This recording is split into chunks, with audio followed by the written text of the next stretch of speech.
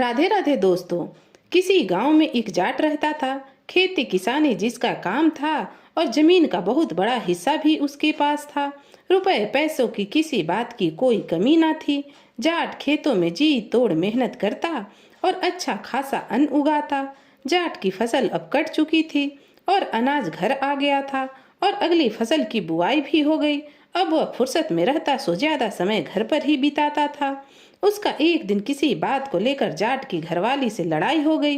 लड़ाई इतनी बढ़ गई कि जाट का अब घर में मन न लगता। उसने सोचा कुछ दिन के लिए ससुराल की तरफ चला जाए। घरवाली की भी अकल 2-4 दिन में ठीक हो जाएगी। यही सोचकर जाट अपने ससुराल के लिए चल दिया। 2-4 जोड़ी कपड़े थैले में डाले और अपनी बैलगाड़ी तैयार कर उसमें बैठ ससुराल की तरफ निकल पड़ा। शाम ढले ससुराल पहुंच गया। ससुराल में उसका बड़ा ही जोरों शोरों से स्वागत हुआ। बड़ी आव भगत हुई। सास ने दाल सब्जी में भी खूब घी डालकर अपने दामाद को खिलाया। दामाद खाना खा रहा था और सास पंखा झल रही थी। साथ ही अपनी बेटी का समाचार भी अपने दामाद से ले रही थी। पूछने लगी, और दामाद जी सब बढ़िया तो है? फसल वसल अच्छे से उठ गई ना? तो दामाद बोला, हाँ माई, फसल अच्छे से तो उठ गई और नई फसल की बुआई गुड़ाई भी हो गई। सास ने पूछा, मेरी बेटी तो कुशल मंगल है ना? जाट बोला, हाँ माई, बेटी तो कुशल मंगल है पर लड़ती बहुत है। सास मुंह छुपाकर हंसने लगी कि बेटी किसकी है। जाट ने खाना खत्म किया और उसके लिए बढ़िया बिस्तर लगाया गया था ससुराल में। सो बिस्तर पर पड़ते ही उसे नींद आ गई। अगले दिन भी उसकी ससुराल में खूब आव भगत हुई। अच्छे अच्छे व्यंजन खाने में बनाए गए और जब जाट खाना खाने बैठे तो साले सालियां या फिर सास खड़े होकर हाथ में पंखा लेकर पंखा झलती। जाट के दिन बड़े मजे से गुजर रहे थे।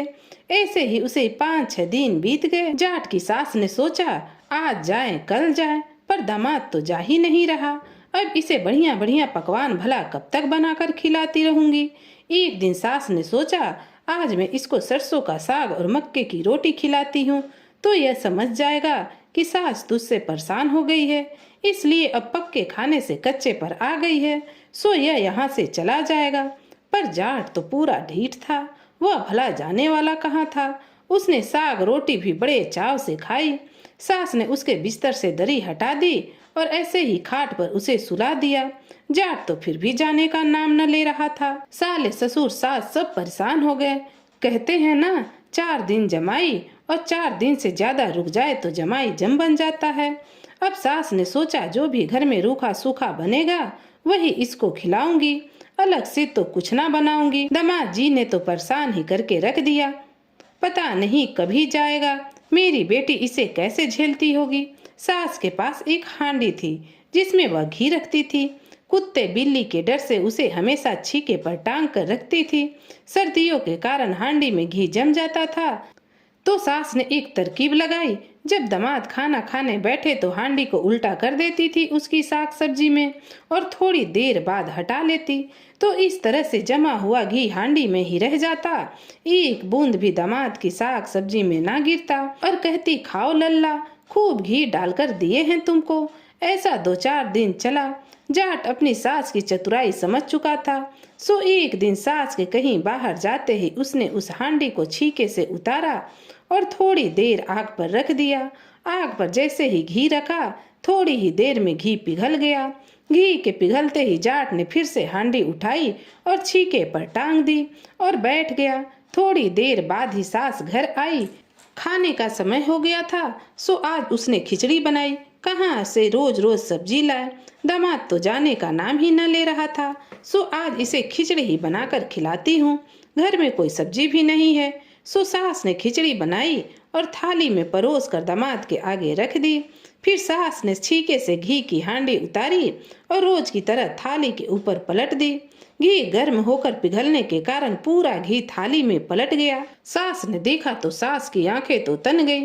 अब उसकी समझ में न आ रहा था कि जमा हुआ घी अचानक से कैसे पिघल गया, पर अब हो क्या सकता था।